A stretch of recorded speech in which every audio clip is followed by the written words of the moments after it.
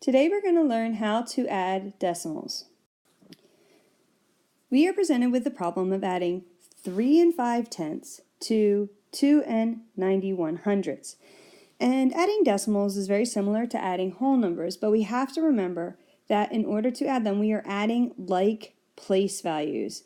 So to do that, it is really important that our first step is to line up our problem in a vertical manner and line it up by place value. In order to do that, we're going to use graph paper.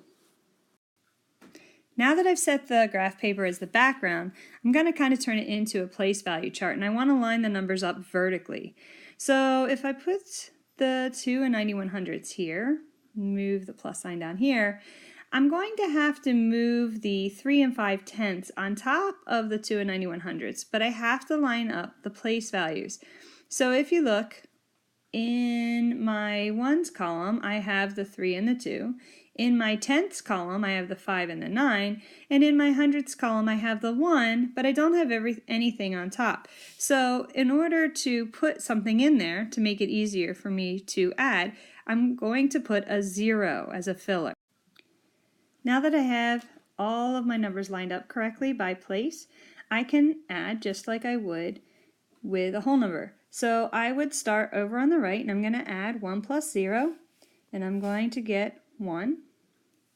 And then I would move over to my tenths place, shift to the left, adding 9 plus 5, and I'm going to get 14. So I would put my 4, carry my 1 because I have 10 to move to the next place. And then I'm going to add my greatest place, which would be 3 plus 2 plus 1, which is going to give me 6.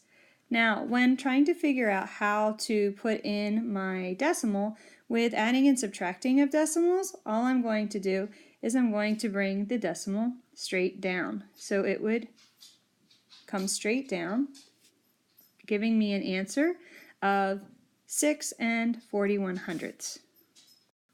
So let's look at another problem. Here I'm adding 5 916 to 4 53/100.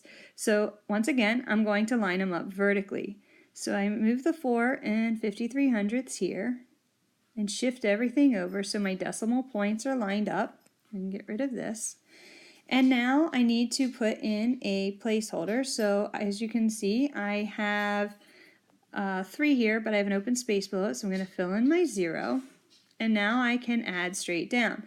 So starting here in the thousandths place, 6 plus 0 is going to give me 6. In the hundredths place, 3 plus 1 will give me 4. In the tenths place, 9 plus 5 is going to give me 14.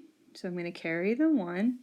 And in the ones place, 5 plus 4 plus 1 is going to give me 10. So I bring that down. And now I can look and bring my decimal point straight down, giving me an answer of 10 446 thousandths. In this last problem, 7 plus 4 67/100, I might get a little confused because if I look at the 7, it appears to have no decimal. However, that doesn't change where it is going to line up.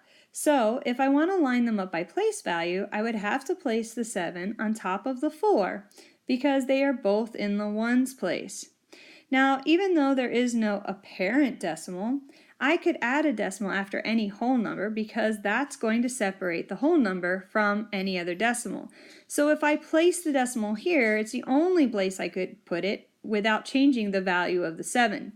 And now that I've put the decimal in, I can put in zeros for my placeholders, and then I can add just like I did before.